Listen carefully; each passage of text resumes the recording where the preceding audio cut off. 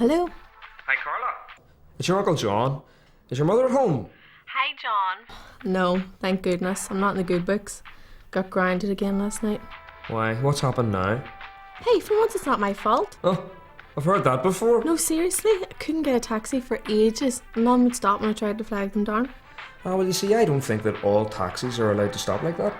But I think they're making plans to change that all now. Who's they? The politicians. The politicians up at the Assembly. Alright, well, I don't think that's going to get me off the hook, but I'd love to know what the crack is with that. Well, listen, look, I'm thinking I'm going to be covering a couple of stories up at the Assembly next week. So, well, why don't you come on up and I'll show you around the place? Yeah, that sounds like a good idea. Here, my mum's just nipped out to the shop. She'll be back in about half an hour. But thanks for the offer. I'm definitely going to take you up on it. Right, well, sure, I'll send you a wee text about coming up next week, alright? Alright, I'll see you soon. Right, bye-bye. Bye. Well, here we are, Carla. Parliament buildings in Stormont. Well, certainly looks impressive. Here, a lot of money's been spent on that building. Aye, you're right. Now, this really is at the heart of democracy in Northern Ireland. What is a democracy again? Well, not all countries are democracies. I mean, in some countries the people don't even have elections. Like in China. In China there's only one political party. Or in Dubai. In Dubai the royal sheiks or the kings, they've got all the power and they make all of the political decisions. So, what exactly is a democracy? Right, Carla. Have you ever voted in anything? Well, yes, actually, I voted loads of times in the X Factor, and I even voted for the students to sit on the school council. All right. Right, well, here in Northern Ireland, we're able to vote and we're able to elect a local person to be our representative and make decisions on our behalf. So we would elect people every 4 years, and there's loads and loads of different political parties. Why is there so many political parties? Well, I suppose the whole point of democracy is to give the people a choice. And anybody can stand for an election, you know. In fact, see, when you're 18, you can stand for election. So is that really what democracy is all about? Electing people to represent you? No, there's more to it than that. You see, a democracy means that we're allowed to have something known as free speech.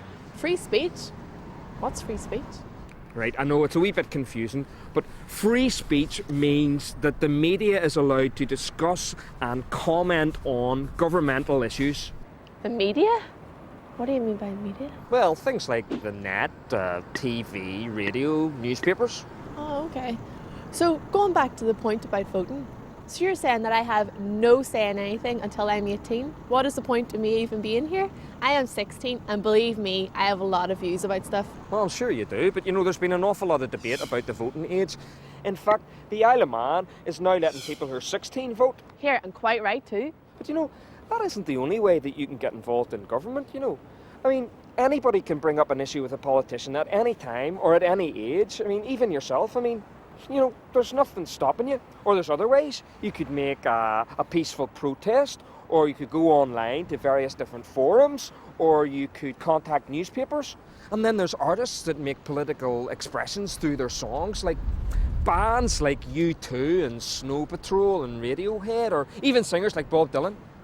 Bob who? You don't know who Bob Dylan is? Carla, you are so not with it. Right, do you know what it is? I am freezing. Is there a coffee shop around here where I can go get me a skinny latte? But you know what? I'm a bit in shock, I have to say, that there's people up here making decisions and I don't know who they are or what they even do. Oh, terrible. That's why you should be interested.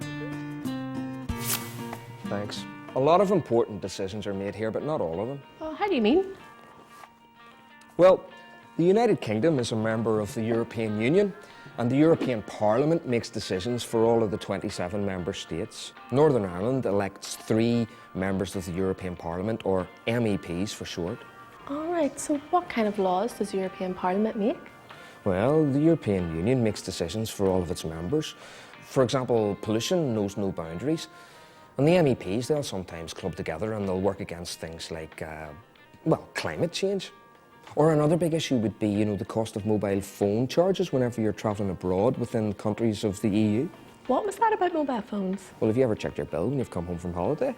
See, last time I was in Spain, text home to all my friends, used up all my credit. It was just so expensive. My mum was raging. You hit the nail on the head there. Well, the MEPs, they looked at this and they found out that the mobile phone charges were unfair, so they campaigned on our behalf, and the result was that they got a cap on the mobile charges. Oh, result? So it means I won't get ripped off next time I text home from Spain? Well, hopefully not. But you know, that's another example of how democracy can work. People all across Europe had complained to their MEPs about these mobile phone charges when they were abroad. So what happened was the MEPs campaigned on the people's behalves and they ended up getting the system changed. All right, good move. But don't we also elect MPs? I'm getting so confused now. What is the difference between an MP and an MEP? Now, Carla, you're right, it can be a wee bit confusing. MEPs are members of the European Parliament, but MPs are members of Parliament who are elected to the Westminster Parliament in London. And Northern Ireland has 18 MPs representing us. Oh, see, I've seen pictures of Big Ben and the Houses of Parliament. It looks massive.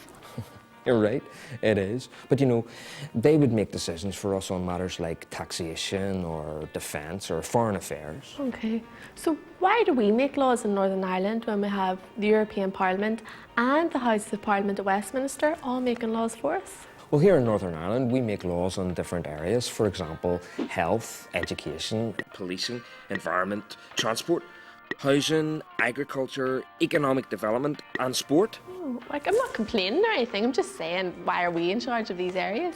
Well, I suppose if you think about it, local people know more things about those types of local things. Like, it's very difficult, if you think about it, for somebody in London to know what's the best form of transport to take if you're trying to get from, well, say, Enniskillen to Belfast.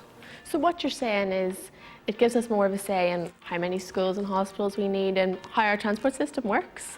But does that mean that we can also pass laws on how to protect the environment? Yes, that's right. Here, listen. Why don't you take a look at this wee report that I prepared on the impact of devolved governments? The Programme for Government in Northern Ireland set a target to produce 12% of our energy from renewable sources by 2012. 8 wind farm applications were approved between March 2008 and March 2009. The A1 Newry bypass has significantly reduced the journey time between Belfast and Dublin. Developments in the health service. The £13 million Bluestone unit is a purpose-built mental health facility. It provides adult patient services for Craigavon, Banbridge, Newry and Mourne. Over 100 schools have been earmarked for modernisation. A new campus for Belfast Metropolitan College caters for a further 2,000 full-time students. This is John Barron, Northern Ireland News, Parliament Buildings. That's all really interesting. So you're saying that the Assembly cares about things like our schools and our environment? Do they empty the bins as well? Oh, no. We've got things called local councils that take care of emptying the bins and, you know, leisure centres and things like that. Sometimes they'll even put on special events for like Christmas and Halloween. So every household in Northern Ireland would pay what's known as rates to pay for these services. This is all such important stuff. Why has no one told me any of this before? Well, maybe you haven't been going to your citizenship classes at school. Or maybe you're just too old. Yeah, I'm too young to vote. Alright, so you've explained things well up until now, but tell me, how did the Assembly actually come about? Well, I can do better than that, Carla. Take a look at this news piece that I did on the journey so far. The journey so far. In the 90s, Northern Ireland's political parties took part in talks with the British and the Irish governments, and in 1998, the Good Friday or Belfast Agreement was signed.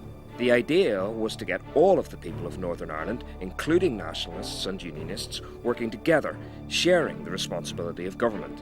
The Belfast Good Friday Agreement means that locally elected politicians can now make a lot of the decisions which were previously made by the Houses of Parliament at Westminster. Decisions over things like health, the environment, education and economic development. This is known as devolution. In 2002, the Northern Ireland Assembly was suspended. This meant that we lost the power to make our own decisions and the Westminster government made decisions on our behalf.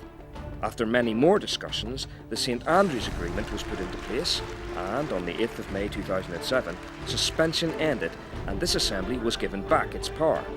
While the Assembly then had powers over many areas of government, it didn't have powers over justice, things like policing, prisons and the courts.